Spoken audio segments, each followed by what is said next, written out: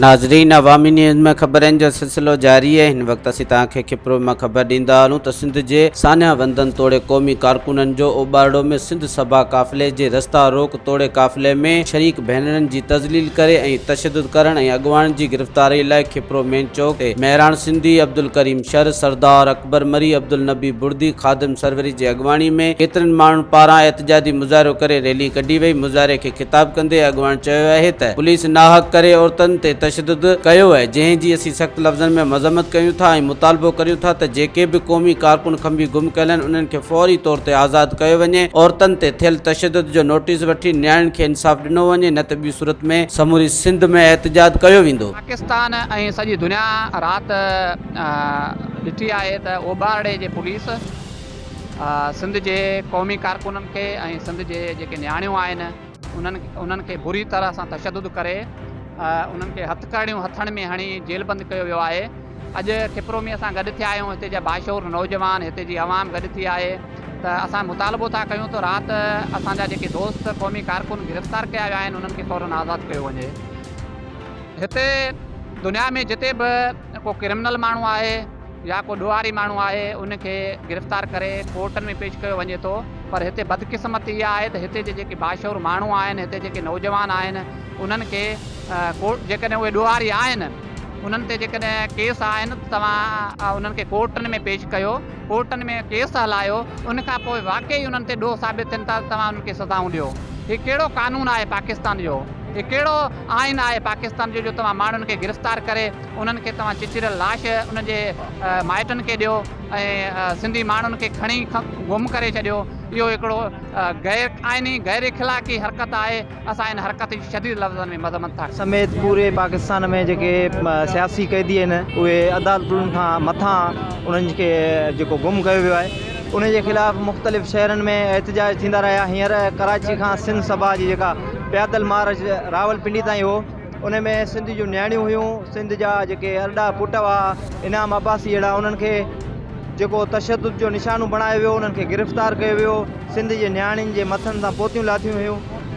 जेको पुलिस कयो आहे अमल उहो शर्मनाक अमल आहे, जंहिंजी असीं पुरज़ोर मज़म्मत करियूं था ऐं मुतालबो करियूं था त जल्द खां जल्द साईं इनाम अब्बासी खे रिहा कयो वञे ऐं जेके बि सिंध जा सियासी कैदी गुमशुदा आहिनि उन्हनि खे ज़ाहिर एहतजाज पुरअमन एहतजाज खिप्रो में थी रहियो आहे। इन जो जेको आहे कराची खां निकितल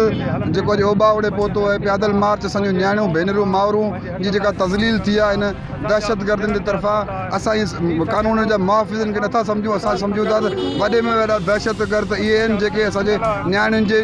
पलनि जे मथां पोतुनि जे मथां वार कयो आहे ऐं असीं इहो कॾहिं अहिड़ो अमल बर्दाश्त न कंदासीं। अॼु असीं इन मीडिया जे थ्रू आलमी इंसानियत खे ॿुधाइणु चाहियूं था त असीं पंहिंजे भेनरुनि जा भाइर आहियूं, उहे असांजूं मावरियूं आहिनि ऐं असीं उन्हनि जेके जोधा जवान खणी गुम करे विया इनाम अब्बासी समेत, सही अयूब कांदरे समेत जेके 5-5 साल थी विया आहिनि, अॼु ताईं उन्हनि जो को पतो न पइजी सघियो आहे। असीं पंहिंजे प्यारनि जी आज़ादी चाहियूं था ऐं असीं पुरअमन आहियूं, पुरअमन रहणु चाहियूं था। राति जेका आहे तक़रीबन असांजो इहो पैदल मार्च कराची खां निकितो, उनखे तक़रीबन 45 ॾींहं थी चुका आहिनि, जेका अॼु 2 ॾींहं खां मुसलसल पंजाब जे बॉर्डर क्रॉस, सिंध जो बॉर्डर क्रॉस करे पंजाब में दाख़िल थी रहियो त कल्ह मुसलसल उन्हनि खे जेको आहे रोकियो वियो, उन्हनि खे जेको हुते हिरासा कयो वियो। नेट एतिरे क़दुरु राति जेको असांजी न्याणियुनि जी तज़लील कई वई, असांजी न्याणियुनि जे मथां लठबाज़ी कई वई, असां हिननि जी मज़म्मत कयूं था ऐं असांजा जेके प्यारा जेके 8-10 दोस्त जेके खणी उन्हनि जे मथां चवनि था त हाला अंदरि केस दाख़िल आहे, त अॼु हुन लॉन्ग मार्च खे 45 ॾींहं गुज़री विया आहिनि। जॾहिं तव्हांखे केस यादि न आया, चलो ठीकु आहे, उन्हनि जे मथां केस आहिनि, इहे कोर्टूं तव्हां जूं आहिनि, जज तव्हां जा आहिनि, अदालतूं तव्हां जूं आहिनि, तव्हां में इख़लाक़ी जुरत हुजे, तव्हां में हिमत हुजे, तव्हां खणी अचो कोर्टनि में पेश कयो, कोर्टूं बि तव्हां जूं आहिनि, जज बि तव्हां जा आहिनि, असां तव्हां सां बिल्कुलु वेहंदासीं, तव्हां सां ॻाल्हाईंदासीं। खुलियल दहशतगर्दी आहे, हिकु पुरअमन क़ाफ़िलो आहे जेको कराची खां, उहे न्याणियूं जंहिंजो भाइर खंभियल आहिनि, जंहिंजा पुट खंभियल आहिनि, उहे पंहिंजे प्यारनि जी आज़ादीअ लाइ पुरअमन पैदल मार्च कनि था त उन्हनि खे सिंध जे हर शहर में उन्हनि खे रोकण जी कोशिशि कई वञे थी, उन्हनि ते FIR कटियूं वञनि थियूं, उन्हनि जे होटलुनि ते मानी बंदि कई वञे थी, उन्हनि जे मेज़बाननि खे खयो वञे थो ऐं आख़िरकार जॾहिं पंजाब ऐं सिंध जे सरहद ते उबावड़े में पहुचनि था, पंजाब वञण खां पहिरियां रियासती इंतारा ऐं उन्हनि जा गुंडा असांजे न्याणियुनि खे खंभण जी कोशिशि कनि था, उन्हनि ते तशद्दुद कनि था ऐं हू असां पूरी सिंध खे पैगाम ॾियनि था जेकर तव्हां सिंध जी ॻाल्हि कंदो सिंध जे हक़नि जी ॻाल्हि कंदो तव्हां खंभिया वेंदो तव्हां मारिया वेंदो एसि ताईं जो तव्हांजो जेकॾहिं उन हक़ जे लाइ तव्हांजी औरतूं निकिरंदियूं त असां उन्हनि ते बि तशदुद कंदासीं असां उन धुरनि खे ॿुधाइणु चाहियूं था सिंध जे ख़मीर में ख़ौफ़ आहे ई कोन्हे असां पुरअमन ज़रूरु आहियूं असां बुज़दिल न आहियूं असां पंहिंजी नियाणियुनि जी हिफ़ाज़त करणु ॼाणूं था असां पंहिंजी सरहदुनि जी हिफ़ाज़त करणु ॼाणूं था असां पंहिंजे क़ौमी कारकुननि जी बि हिफ़ाज़त करणु ॼाणूं था हिते पंहिंजे हक़नि लाइ जेके जदोजहदड़ क़ौमी शऊर रखंदड़ क़ौमी कारकुन बेगुनाह राति जे उंधाइर में खजी था वञनि न उन्हनि खे कोर्ट में पेश कयो थो वञे न उन्हनि जो मौक़ो ॿुधियो थो वञे ऐं उन्हनि लाइ का जदोजहद हले थी त उन्हनि खे रोकण जी कोशिशि कई थी वञे हीअ जेका लॉन्ग मार्च जेका तारीख़ी लॉन्ग मार्च सिंध सभा जे मरकज़ी चेयरमैन मोहतरम इनाम अब्बासी ऐं ॿियनि सिंधी माहिरनि भेनरनि जी अॻुवाणी में जेका कराची खां पैदल मार्च इस्लामाबाद तरफ़ जेका रवां दरवां हुई जंहिंजे अॻुवाट उन्हनि जे मुख़्तलिफ़ रस्तनि ते उन्हनि ते केस दाख़िल करे पंहिंजी जदोजहद खां रोकण लाइ नेठि ओॿाड़े वटि उन्हनि ते बदतरीन तशदुद करे उन नियाणियुनि खे ऐं उन अॻुवान जेको सिंध सभा जो मोहतरम साईं इनाम अब्बासी ने गिरफ़्तार करे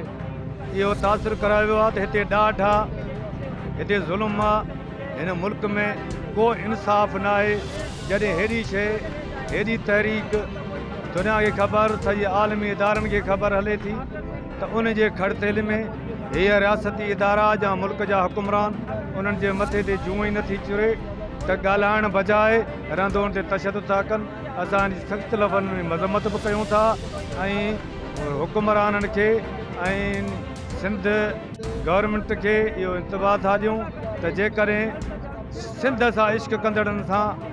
सिंध सां मोहबत कंदड़नि खे जेकॾहिं तंग कयो त इहा सिंधी जेका 9 करोड़ सिंधी क़ौम आहे इहा रोडनि रस्तनि ते ईंदी पोइ हुन जे वातां जेके बि नारा लॻंदा उनखे न दुनिया रोकंदी न बारूद रोकंदा न बम रोकींदा तंहिं करे हुकुमरान खे पंहिंजा रवैया दुरुस्त करणु घुरिजनि ऐं मज़लूम क़ौमनि खे पंहिंजा प्यारा पंहिंजे अंगणनि ते मोकिलणु घुरिजनि ऐं उनजे हक़नि जो